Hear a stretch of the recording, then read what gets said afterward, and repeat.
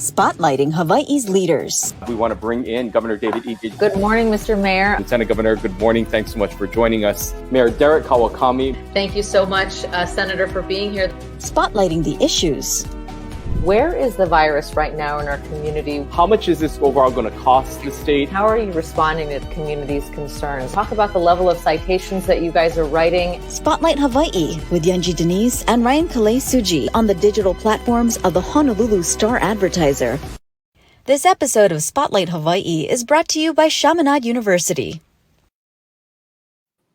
Aloha, happy Aloha Friday. Thank you so much for joining us today. I'm Yanji Denise, joined by Ryan Kalei Suji. This, of course, is Spotlight Hawaii. And Ryan, today we are shining the spotlight on crime and punishment. That's right. We have a lot to discuss. Joining us this morning is Honolulu Prosecutor Steve Alm. Good morning, sir. Thanks so much for joining us again this morning. Oh, good morning to you both. You know, there's a lot we want to talk about, but we want to start off with the Isabella Kalua case that is happening. Of course, a lot of headlines being made over these last few months. And just earlier this week, we found out that Isabella's adoptive parents, Isaac and Lehua Kalua, were charged with second-degree murder in connection with the disappearance of Isabella. Now, we know that this is an ongoing investigation and that there are some things that you aren't able to share. But what can you tell us about the case right now and where the investigation stands as HPD continues to search for her remains? What can you tell us about the prosecution moving forward in this case? Okay. First, I just want to take my hat off to HPD in particular. They were untiring in their efforts because there was a report of Ariel missing. And then every day they were trying to, develop what went on, exactly what happened, and the like. And Lieutenant Dina Tamis is head of the homicide division. She really played a key role in all of this. She's a good leader there, but HPD in general, and then the FBI helped out with this. And the public really, really responded to this case when, Ariel was reported missing. A lot of members of the public are out there trying to find her. And they, would have spotted evidence if they had run across it. So that was very helpful. But based on all the evidence we had, we were prepared to go ahead. We did this week, and we indicted both of them, both husband and wife, with murder in the second degree, as well as some underlying charges like abuse of household member and about, not taking care of your kids and the like. So there were a number of other charges, but the main one is murder in the second degree. This made me think of the Casey Anthony trial, just because in that case, you had a parent that was accused of killing their child, and it took a really long time for them to discover the remains of that little girl. And many people believe that largely because those remains took so long to find and they could not establish how she had died, Casey Anthony walked free. Can you talk a little bit about the challenge of this case, given that you have not found the remains of the victim? Well, there are many ways to prove a case, and we have done other cases in this office where there is no body. And I believe I personally did the first one back in 1988. The defendant's name was Michael Cattell.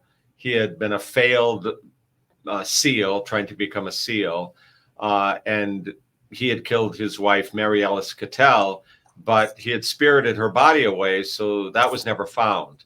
And I think it was actually the first use of DNA in a trial in Honolulu, where we used DNA with some blood that was at the scene, and then checked the parents and checked the daughter, and then were able to identify that Mary Alice Cattell was the victim in the middle.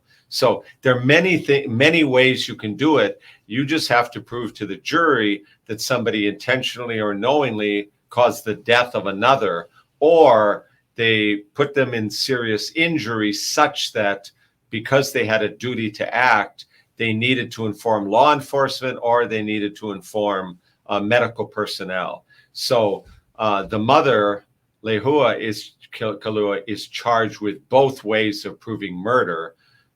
The husband, Isaac or Sonny, is charged just with the latter way of not getting help when it's needed, when you have a duty to do it. The first one is called murder by commission. The second way is called murder by omission.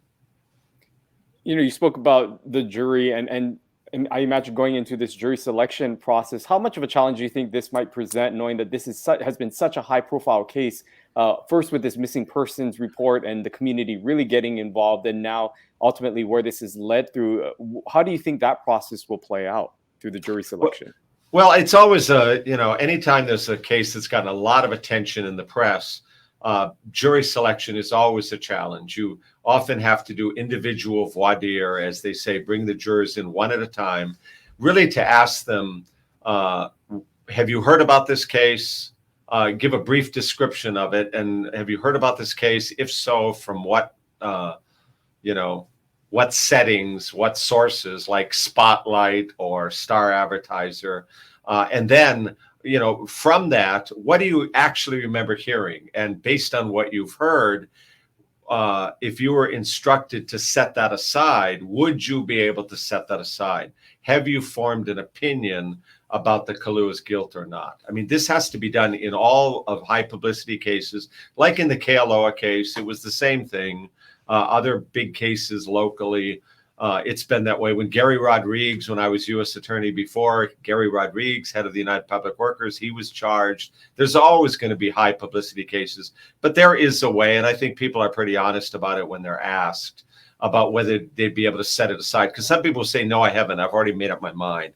And others will say, honestly, there'll be some people who come into court and say, I've never heard of this, because they don't read the newspaper, they don't watch TV. And so you will get some of that. But a lot of people will have heard a little bit about it, missing girl, but they don't really remember any details. Can you tell us how this sort of works procedurally? Do you have them both in court at the same time? Do you charge one, do one case and then the other? How are you going to proceed with that part of it? In this case, they've been charged together. The idea would be to do one trial, since all of the witnesses and the evidence would apply to both of them. It would be more efficient. The defense could try to separate or sever the two cases. We would oppose that. It's the same evidence against both, and we'd want to keep it together. What makes this a little bit different than a number of other cases is the potential penalty, because we have murder in the first degree that allows, if people are convicted, for life imprisonment without the possibility of parole. That only applies to multiple murders or the murder of a police officer, a witness in an upcoming case, or a prosecutor, something like that. All other murder cases are murder in the second degree, which the penalty is life with the possibility of parole. But in a few specific instances, like here, where the victim was very, of a vulnerable age, the legislature passed a law so that if the victim is 8 years old or under, after the trial, if a second part of this can be proven, her age and whether the jury think that's appropriate for the judge to sentence that way, if that all happens, they could be sent to prison for life without the possibility of parole. Switching gears to another case that made a lot of headlines this past week was, of course, Christopher Deity's case. And you made the announcement, I believe, on Monday, saying that your office would not reopen this case and revisit it, and you provided a lengthy explanation into your thought process and the decision making to decide not to bring this back to trial. How difficult of a decision was that? I mean, how long did this take? I mean, we know that you've been in office now for about a year. Is this something that you had been considering from the beginning since you took office? And talk to us about that process just to make this decision. Well, it was a big case. The prosecutor's office had put a lot of resources into it, put their most experienced deputy prosecutor on it. There were good defense attorneys in both trials. And it has been something that has been on my mind. At the same time, the defense was trying things up in the Ninth Circuit Court of Appeals. And, we were letting that process play itself out to see if they had a different take on it, a different view on it. And we've been pretty busy with a lot of other things, including just a lot of internal things. My whole purpose of running for prosecutor was to restore trust to this office. And that meant setting up procedures, written policies for discipline, for other things. We've had to replace a number of the deputy prosecutors. But it was a very, it's a very serious case. Somebody died. You really have to look carefully at it. And I really found Justice Paula Nakayama's dissent in the case that went before our Supreme Court in State versus Deity. I found her dissent to be compelling, and her thought process in going through that. And I saw it very much the same way. And that I think, when you base all the facts and circumstances, and I did draw on my 15 years as a judge, because I heard these Moriwaki motions myself, where it was actually Chief Justice Richardson who wrote the opinion back in the 80s saying that a judge has the discretion to dismiss a case after one hung jury. And he said you should seriously look at doing it after two hung juries. And essentially, you're looking at all these factors about, will the outcome likely change? And I have to say that in my 35 years in the business, if you have a hung jury, it's typically 11-1 for conviction or 10-2 for conviction. I've never seen a case before where in two prior trials, it was 8-4 for acquittal and then 7-5 for acquittal. So the majority of the jurors in both trials said he's not guilty of anything. And so the question is, in a difficult case like this, putting the family, everybody through it again, was this going to change in the future? And was it fair to keep going until you get a result? And I decided no. So, it was tough. We met with the family ahead of time and talked to his mom. And I told her that we were not going to be proceeding with it. And she was disappointed, and she would hope we would have, but that, that was my decision. And, that's what, I'm in office for, is to try to bring, level-headed, thorough decision-making. Not everybody's going to be happy with any decision, but that's just the nature of the job. We always like to bring in questions from the audience, and this is going back to the Waimanalo case. Shauna says, what about those who were in child welfare services who gave these children to this couple? What's their culpability in all of this? Don't they also have a duty of care? Wasn't there an omission on their part too? Obviously, the adoptive parents are the ones who are ultimately responsible, but there have been a lot of questions about why these children were given to this particular couple in the first place, given their history. Are there sort of broader things that we can learn from this as a community about who we entrust vulnerable children to? Well, I think this is the kind of case that does lead to good discussion about exactly the question that was raised, and may well lead to certain changes in the system. CPS, they have an extremely difficult job. People are going to hate the decision one way or the other. You want to try to put people in situations where they're going to thrive, and it's difficult. But cases like this are going to bring needed discussion about it. I am going to, not going to be the one to judge whether that was done, how that was done. My part of this job is the criminal prosecution of the Kaluas. But I think it's important what your caller brought up. It leads to cases like this, as unfortunate they are, will lead to a discussion about who's appropriate to get kids. Is the vetting process strong enough, and how that should be done? So I think it can have a good outcome that way for the future. One of the things that you had discussed the last time we had you on this show was the efforts to really build back build back seems to be a phrase that a lot of people are using. It's in the news, so I just said it's stuck in my head. Build back the weed and seed program that you once established and started, focusing on Chinatown in these efforts. And there was a press conference, I believe, a few months ago that you had with the mayor about this efforts. Can you give us an update on where that is right now? Are you seeing some of the results, and what does this program look like moving forward? Okay. Well, our anecdotal feeling, and I really believe in data and research. Anecdote can really screw you up. But the feeling was crime was not as prevalent in Chinatown at the moment as it was when you did it the first time. But the homeless situation is much worse.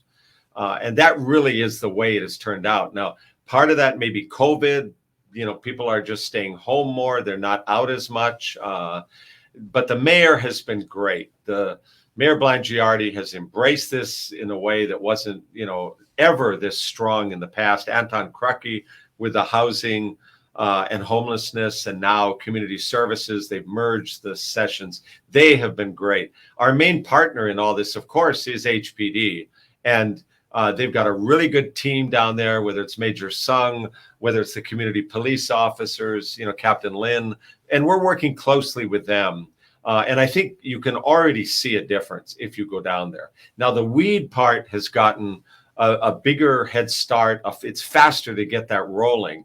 The last time to find out really about the seed and weed, I had stew and rice at Ka'iolani Elementary School across from Mayor Wright's. And I'd ask the folks, there, what are your crime problems? What are your social service gaps?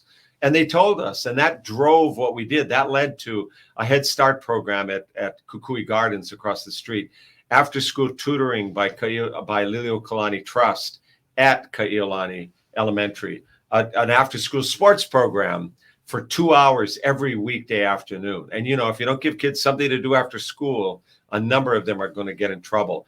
We had a 2-bedroom unit at Mayor Wright's that became a community house with donated computers. So with COVID, we couldn't have those kind of meetings, in person. So the 4 major banks led by American Savings Bank and then Central Pacific Bank, First Hawaiian, and Bank of Hawaii all donated money. So Anthology Group did a comprehensive survey of more than 400 businesses, workers, residents, and visitors to Chinatown, asking those kind of questions. We're expecting the results of that to be released very soon, and that will help guide the seed efforts. But to give you an idea, in the last 3.5 months since we started this, there have been 97 people chronically, almost most of them chronically homeless, arrested for drug possession. There have been about 47 misdemeanor cases. So it's a much smaller amount, and that did, verify there isn't as much street crime going on. The police have a big presence. But what we're trying to do, which has never been done before, is support the efforts for the chronically homeless, the folks sleeping on the sidewalk on Mauna Kea Street or on Pauahi. I think the most miserable people in the island. We're supporting the efforts of like Anton Krucky with the CORE program, or Connie Mitchell at IHS with the ACT program, or, Mental Health Kokua, to help folks voluntarily agree to get help, to get into housing. But if they don't take advantage of that and they're arrested, almost always for drug possession, and since this started, of the 97 felony cases, 83 were chronically homeless folks living on the sidewalk in Chinatown, and they're almost all arrested for drug possession. Well, what we're trying to do, and we're using this as a pilot, is we got together with the Department of Public Safety, the Department of Health, all the treatment providers, the public defenders, and we're getting it set up, and it just started. Any of the chronic homeless who get arrested for a drug problem are assessed at OCCC. A program is lined up for them, and we're going to try to send them all to treatment, because you can do the housing, but unless you deal with the behavioral health issues, and I am absolutely convinced the vast majority of the chronically homeless have mental health issues or drug and alcohol issues or both. And unless you can deal with those problems, you're never going to help them get out of this cycle, even if you give them housing. They're going to get kicked out of housing for smoking meth there. So I'm really excited about that part of it. Well, let's expand on that just a touch more. In that kind of a program, would those folks then end up at the state hospital? Where would they go? Jail is obviously not appropriate. Based on the assessment by Department of Health, they would go to Hinamauka. It's called dual diagnosis if you have a mental health condition and a substance abuse issue.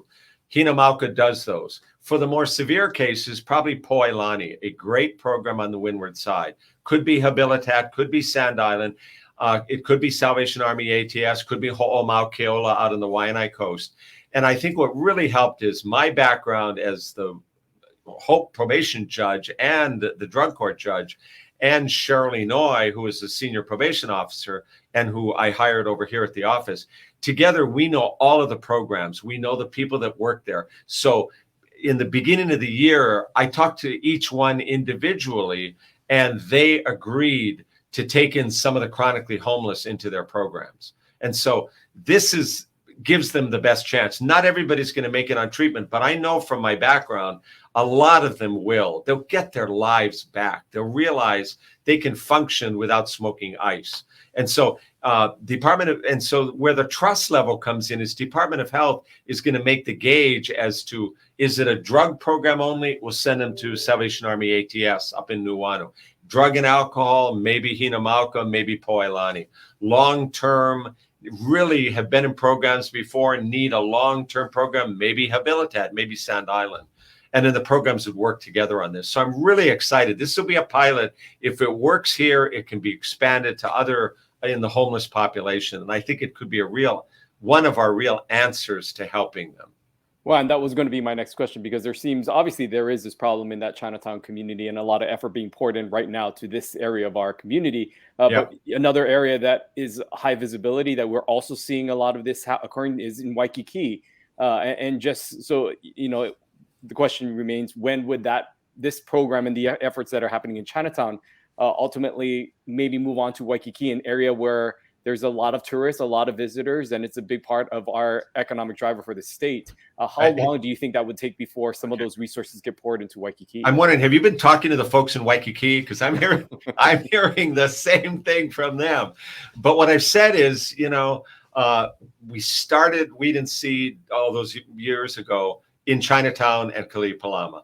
And then it was Waipahu in the Pupu Street area, Aniani Place, and then Eva Eva Beach. Now, the seed components in all three areas have never stopped. And there's even a 501c3 nonprofit called Weed and Seed, Inc. that helps drive all this. But without the weed, you don't have Weed and Seed. The seed is great, but you need both working together. So and Chinatown looks like it's really getting shape. If you haven't been down there recently, it looks a lot better. You don't have all these homeless folks hanging out at River Street and in other areas. There's still some hot spots, but people will stand out more to get attention. And if they see people getting arrested, maybe they'll voluntarily go and get help. And if they break the law, hopefully the police can arrest them. But so after this, it's probably Eva Eva Beach and Waipahu getting the weed part back to join up with the existing seed. And then hopefully next year, try to do it in Waikiki. Because for everything you've said, economic engine, a lot of local people live there, big problem with homelessness, big problem with crime. But it's going to take a lot of work. I got in here in January. We spent all of those months until we kicked Weed and Seed off in July, meeting with community, getting that survey out there started, meeting with private business. But I have to say, compared to the first time we did this, where we had to explain it and encourage people to get involved, we are getting so much help and so many offers to help. I got a great letter from Bishop Silva of the Catholic Church the other day, thanking us and the other partners for how cleaned up Fort Street Mall is, how safe it is for their parishioners to go to Our Lady of Peace Cathedral. And he just wanted to take the time to thank all of us, because their parishioners can now go and worship safely. The area around the church is safe. It's a real change. And because Hawaii Pacific University used to be such a presence on Fort Street Mall, they're a lot smaller now because they're in other parts of downtown. The area got a lot more challenged. So the first time we did this, the Cocoa Head boundary of the site, and just so people understand, it's a geographic area that you focus these efforts on. So it's the Kokea Canal on the Eva side, H1 freeway on the Mauka side. It was Nuuanu Avenue before. We moved that over to Bishop Street, so it can include both Fort Street Mall and Union Mall, and then down to Nimitz and around and up to include Ala Park. So we're really excited about what's been happening so far, but we're not going to go away. This isn't a short-term deal. We'll be there this month, next month, the month after that in Chinatown, working with the residents and businesses and getting the seed part going, which is a critical component with the weed part. I want to ask you about the challenges with COVID. I know that when we spoke before, jury trials were starting to happen back in person. And then, of course, the Delta variant hit, and there were a lot of, I think it was like a week later, things had been shut down. So where do jury trials stand right now, and how backlogged is the system? And does that mean that there will be a lot of dismissals because people haven't been able to get before a judge or a jury? The good news is jury trials have started up again just this week, and grand jury, where people get indicted and charged with crimes started this week as well. That's why that was the timing with the Kalua case. That was the first case when presented after these months of shutdown in front of the grand jury. Now, there are more, and this was cited a couple months ago, more than 2,000 felony cases backlogged. And in the meantime, cases would get charged. So that number is only bigger. Now, we have a court rule called Rule 48, which says from the moment somebody is charged until their trial shouldn't be more than 180 days or 6 months. But there's an exception when something happens for exceptional circumstances. So one of these days, and assuming the numbers stay down, courts can keep operating. I think the Supreme Court will be watching this closely, and hopefully we're over the hump and we're headed in a glide path. They still have to follow social distance rules and stuff, but jury trials are starting up again. The Supreme Court will have a ruling on a motion to dismiss one of these cases saying it violated Rule 48. And I'm hopeful the Supreme Court will say from the start of the pandemic until now, that's an excludable period. But even if they do that, that means the clock will start running then on all 2,000 cases. And you'll never be able to get through 2,000 cases given Right. the resources that we have. So how are you going to prioritize those? The way we'll do it is the defense typically will not want to enter into a plea negotiation without trials going on. So this happened the last time when trials opened up, a number of cases pled, and we're going to protect public safety and make sure it's a good deal for the people of the state of Hawaii. But now that trials are starting up again, I expect a number of cases to be dealt with by plea agreements. Otherwise, we will prioritize sex offenses and violent offenses, and often the people that are in custody, are being charged with one or the other. They will get the top priority. If too much time passes, which will happen in some cases, and they're dismissed, we will ask the court to ask it be without prejudice. That will allow us to recharge the case and bring it back. This is going to be a busy year. There is absolutely no question about it. Circuit Court is going to be jamming. And I think they just, the governor picked, the Senate confirmed 3 more Circuit Court judges. So we have more judges to do jury trials in front of. So we hope the public will respond to jury summonses, go down there and be willing to be part of the system, because we're going to have a whole lot of jury trials for the rest of this year and all of 2022. As we wrap up and before we let you go, this is the holiday season, and occasionally during this time we see a number of crimes increase. We see some of these more, especially last year, there were some of these more dramatic crimes, things that we hadn't heard about before, high-speed chases, very brazen robbery attempts. I want to get your thoughts about where we're at right now as a community. Are you seeing some of these patterns continue on? And your thoughts as a prosecutor trying to help to really keep our community safe during this time? Well, I think, as COVID lightens up and people are out and about more, I think there is a pent-up demand to go buy things, to go buy Christmas gifts, to go out to eat.